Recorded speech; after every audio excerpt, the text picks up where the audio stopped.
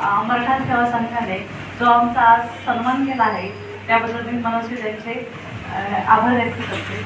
आणि मराठा सेवा संघाने गेले 2 वर्षापासून जी कात टाकली आहे की विविध कार्यक्रमांचे त्यांनी छानसे असे आयोजन केले होते।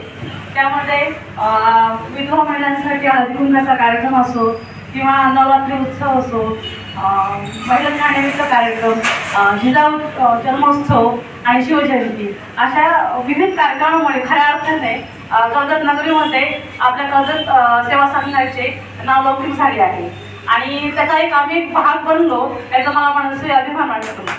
आणि भविष्य काळात कर्जत सेवा संघाचा अशीच पताका महाराष्ट्रात नव्हे तर भारतामध्ये फडको अशी मी शिवरायाच्या चरणी एक प्रार्थना करते। आणि कराड नगरीमध्ये गेल्यानंतरही आम्ही असंच समाज कार्यामध्ये आणि मराठा सेवामध्ये जॉईन होऊ आणि पुढच्या वर्षी निश्चितपणे कर्जतला येऊन परत मराठा सेवा संघामध्ये आम्ही आमचा सहभाग नोंदवू। आज आमचा सन्मान केल्याबद्दल मराठा सेवा संघाचे अध्यक्ष सचिव पदाधिकारी तसेच जिजाऊ ब्रिगेडचे अध्यक्ष सचिव मार्गदर्शक पदाधिकारी यांचे मी आभार मानते आणि थांबते। जय हिंद।